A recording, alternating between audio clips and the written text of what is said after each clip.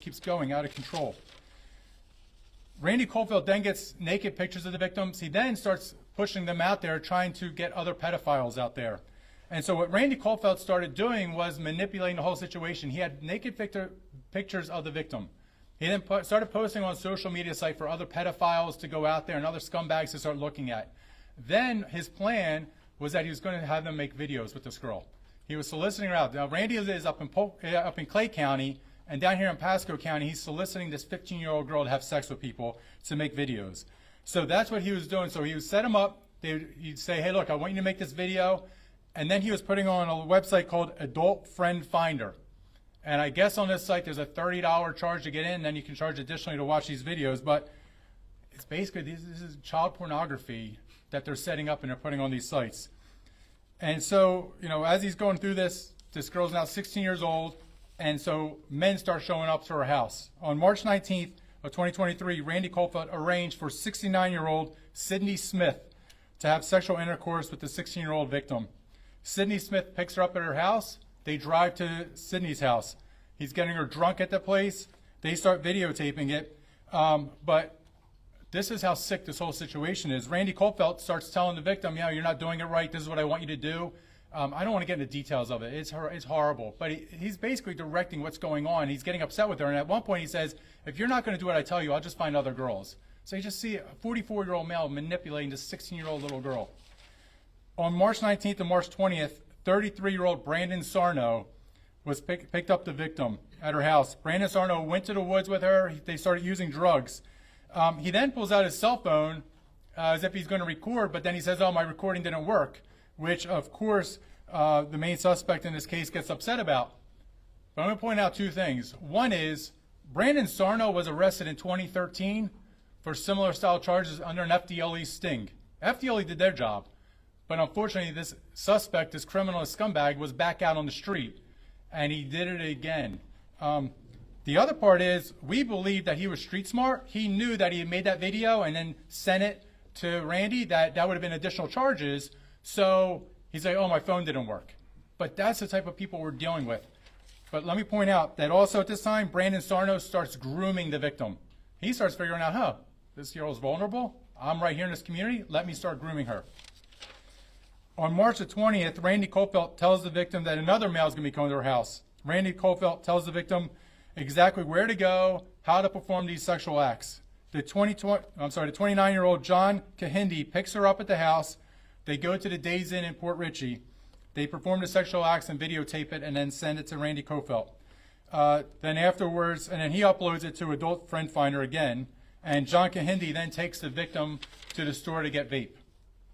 Randy Colfeld kept demanding more of the victim. And at this point, the victim's kind of like, whoa, what's going on? You know, are you uploading these videos? Are you doing this? And he's like, no, I'm not doing that. And so she kind of breaks it off where she stops communicating with him. Randy Colfeld then emails her. He starts sending explicit pictures of adult males. He then asks her, you know, you still love me? What's going on? Do you still want to make these videos? And she kind of hangs up and she starts engaging that person. So I go back to the beginning of the story in April of 2023 when deputies pick her up. She was actually, what she was going when she ran away from school was that she was trying to find Brandon Sarno, who I go back to was the second suspect in this case that FDLE had arrested back in 2013, who was back out on the streets being a predator, trying to manipulate these young girls. And who would have known what this guy would have done had, you know, patrol deputies not picked her up and not rescued her from that situation. So I know I'm trying to go through this. It's a big case.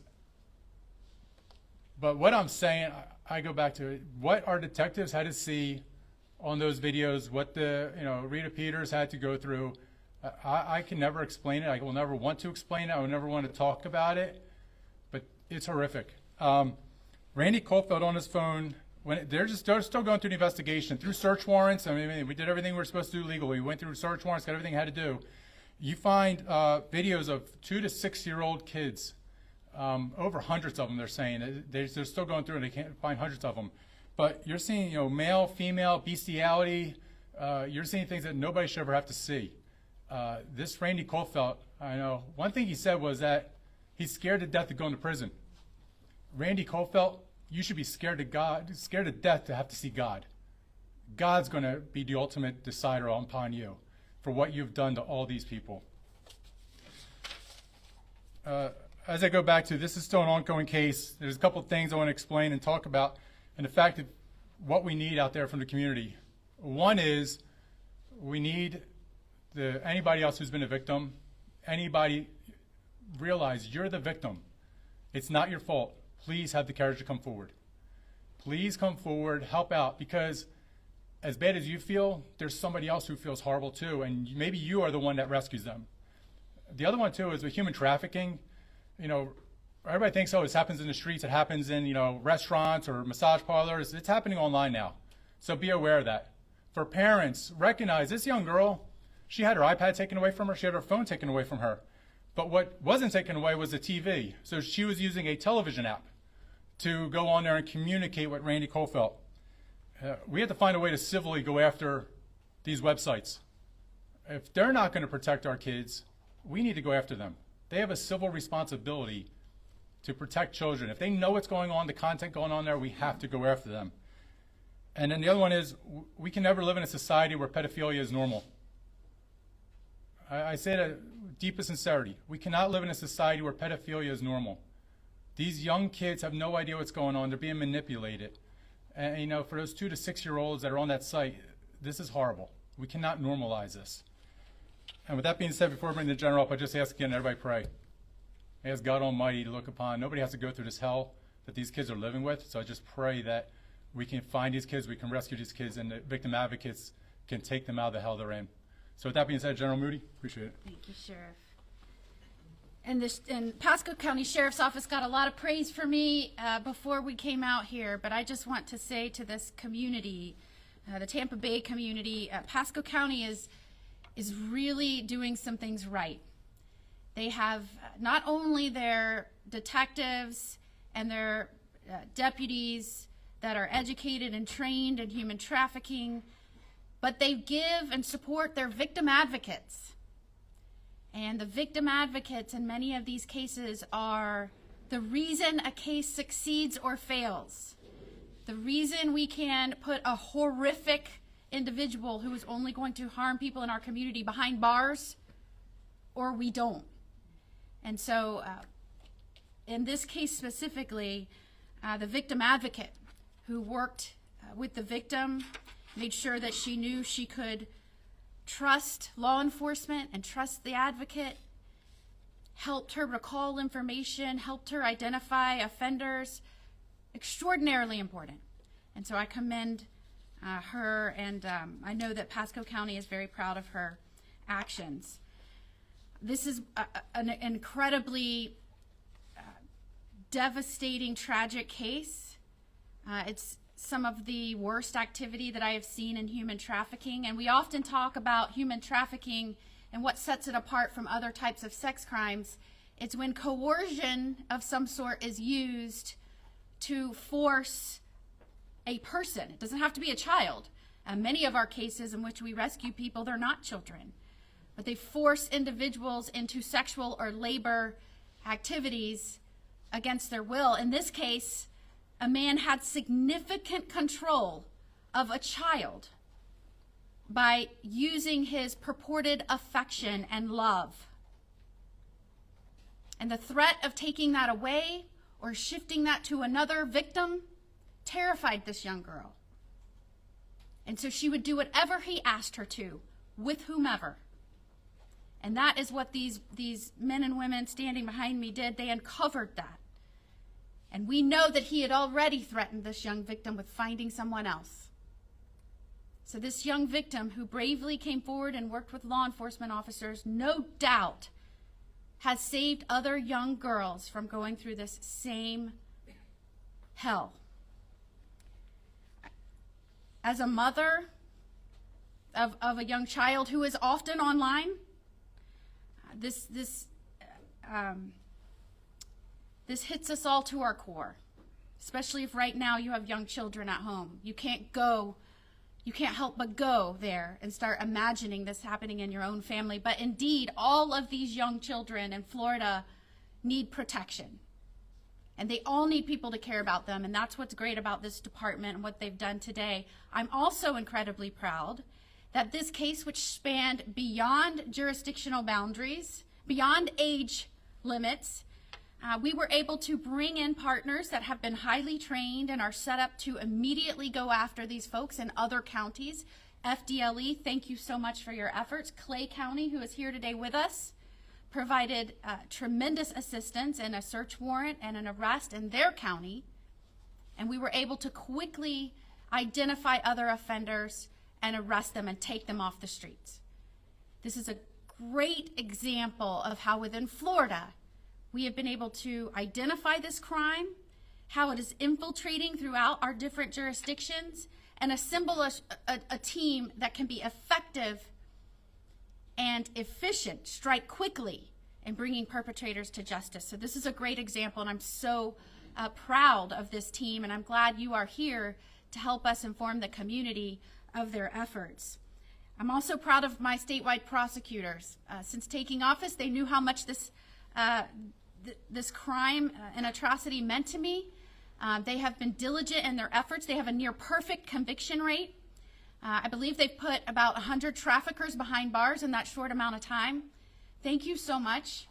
I probably don't say that enough, but it means so much to me, not just as the Attorney General, but as a fifth-generation Floridian and a mom who cares about this state and wants to do right by our children. Thank you so much. You should really never talk about family. It gets you. Eradicating this crime from Florida is one of my top priorities. We will keep working on this. We will fill the gaps. We will make sure that we have trained, not just trained and well-resourced groups to eradicate this crime, but the right individuals with the right passion and perspective and diligence and immediacy behind their actions. Because as I tell them, and they would tell you, if we can't act quickly, that's another victim that has to endure this for longer. And we will not have that in Florida. I want to also say in Florida, we've done some things uniquely as it relates to human trafficking. When it came to our attention that we may not be getting all of the information to law enforcement quickly from the National Human Trafficking Hotline, we developed our own hotline. We now have people in place for Floridians to call if they suspect trafficking or if they themselves have been trafficked. It's 1-855-FLA-SAFE. 1-855-FLA-SAFE. You can call that at any time if you suspect trafficking, and we will bring our team and engage our highly trained team. And what can the community do? Not only can you report it if you suspect it to the hotline, you can go to youcanstopht.com, youcanstopht.com. My office has recently released an online toolkit for parents and guardians. We're about to enter into summer. I know this all too well. There's a lot of free time on our children's hands. And why is that dangerous? Because online predators await. That is what happened in this case. It began on a chat room, but I can tell you we have had successful prosecutions that started on gaming apps. So whether it's a chat room, a gaming app, a more popular social media app, this is how offenders are connecting with our victims, our children. Parents, guardians, you have to be engaged. You have to stay on top of it. And if you don't know where to stop, go to youcanstopht.com and use our online safety toolkit. We're going to be releasing in the next few weeks some other tips for parents and guardians and dealing with what the summer and the time off and the idle time can bring, those challenges to families. Again, I thank the Clay County Sheriff's Office, the Pasco County Sheriff's Office. They have been dogged in this case. It is truly impressive. And FDLE, who I know will continue to be a leader and continue to bring to bear the full weight and might and determination of this state to make Florida a zero-tolerance state. Thank you again for being here. Thank you, General. I want to express my profound appreciation for the work of our agents and analysts that did on this case, and our ongoing partnership with the Pasco Sheriff's Office, and the leadership of Attorney General Moody and her Office of Statewide Prosecution. Rita Peters, she's a rock star. Thank you, Rita. This case involves a cross-section of the worst crimes we see, as the sheriff spoke about, human trafficking, sex crimes, and preying on Florida's youth. I hope this case serves as a warning to would-be criminals that if you try to exploit our children or think you can manipulate and victimize our citizens and get away with it, I promise you it won't end well. Together with partners across the state, like the ones that are sitting alongside me here today, we will continue to identify and target you. The arrests that we announced today were only possible because of the courage of this young victim to come forward and tell the painful truth and the diligence of these victim advocates. This serves as a sign of hope for victims of human trafficking and sexual abuse. You are not alone and help is available. Already this case stretches halfway across the state from Pasco to Clay County. And with the digital nature of Cofelt's grooming, there is no telling how wide of a span geographically his crimes could have extended. It's important to know that we have not completed this case, and we are seeking the public's help to ensure other victims receive justice and other criminals face the consequences of their actions. As investigators continue to pore through digital evidence and probe for more potential victims or accomplices, anyone with information related to this case, we please, as a general reference, the phone number, please contact 1-855-FLA-SAFE to help us put this guy away for a very long, long time. Thank you very much. Thank you to Clay County as well for your assistance last week. Thank you. Any questions? Sheriff, just to clarify, did Cofelt ever meet this victim in person, or everything he did was? Everything was online. Everything through social media, through those sites. That's how he interacted. That's how he found her. That's how he interacted with her, and that's how. And then through phone calls, he would then. So when she was meeting up with these, with the three suspects, she would, he would call her, say, hey, this is what's going to happen. He would even tell her, this is what I want you to wear. This is what I want you to do. This is what's going to happen. And sometimes while they're at those locations, he was still in contact with them. So that's how it was all done through that way. Were these men paying him for this? So that's part of the investigation, which we're finding out now, but it appears that everything was done like, hey, you do this video for me. I then, these three suspects were sending the videos. As they would send the videos, and he was putting them online to make money. So that's how the transactions were all moving that way. So that's like, I go back to technology is moving so quickly that, I get in the past to be, oh, here's X amount of dollars or a credit or whatever it is. But now it's, hey, you do this, I'll give you this, but now I'm going to pay you through this video. And now with this video, it's going to go online. And then, these sites, and that's what I go back to, these sites need to monitor, they need to be held responsible for them because these people are making a lot of money putting criminal videos on their sites. How is this girl doing right now? The victim advocate, Kim, you want to speak about that? I'm sorry, what was the question? How is she doing right now?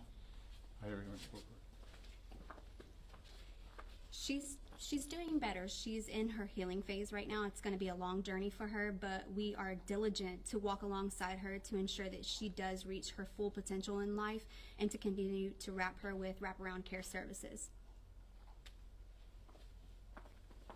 Sheriff, when she left school, and you said she was going to meet a man, which one of these guys was it she was going to meet? So it was Brandon, the one who had been arrested before back in 2013 by FDLE. Because from the time when he met her, they did drugs and had sexual intercourse or sexual encounter in the woods. At that point, we believe he started grooming her, and he was trying to take her away from Randy. Did these men know each other? Or have any connection? The only thing we're finding out right now, I'll let Weaver Lawless, I don't know if you guys can follow up on this. The only thing is, basically, he had taken those pictures of her. He posts them online. As he posts them online, he's out there searching for other pedophiles like him and other predators like him. Hey, who's interested? And then that's how they made the connection that way. So who wants to touch on that? So they didn't know each other at all. He would reach out to them through the Adult Friend Finder website. He would speak with them, and ultimately a lot of them would use a downloaded app to try to match their phone number. They did speak back and forth via text and a little bit on the phone, but however, they were never introduced. They didn't know each other as far as their true identity. As far as I know, they don't even know who each other are. I mean, they may now, but. And did any of them make any statements after they were arrested as to how in the world they ever got to the place that they're at in terms of these really odd desires? Only Cofelt. Cofelt claims to be a porn-addicted individual, and it ended up starting as a fantasy, and he just went down the rabbit hole, according to him, and that's what he's holding true to. What led to her finally telling law enforcement about all this? This young lady right here. Ultimately, she built up a relationship with her, was starting to talk, and then with these cases, she will bring us in when they're ready. We get introduced, by the time the victim meets us, they already know, hey, this is my friend. That's how she introduces her. And then there's a lot that goes into it to get them to start to open up to us. It's a tiered relationship. So once they have built that trust with them, they'll reach out to us, fill us in on kind of a background of the victim, so we're not coming in there blind. And then even then, it takes hours. And then once the trust is built, and even 3-4 months later, we're just now getting to where the victim will reach out to me directly. You know, so without the victim advocate, you can't do the investigations at all. And there's a fear that there could be many other teenage girls like this Yes, sir. that haven't come forward. You said you're looking for more victims of Cofelt. Was he using his real name and photo? He was. You mentioned that rabbit hole that I guess he went down. I'm wondering, do some people who are considered pedophiles know they're a pedophile? Or are they going, you know what I mean, did they admit it to you, or they just said they went down the rabbit hole and justified it? No, sir. They're not going to admit that outright. You know, they know what they are, but they have excuses for everything. But he knew that was a child. So the victim, she contacted the services that were provided, or how did that? I believe you were already involved. I believe she was already involved with her previously, and that's just they had a relationship, and she was just working with her through various avenues to help her heal. All right, well, thank you you so so much. much. Appreciate you guys being here. Thank you.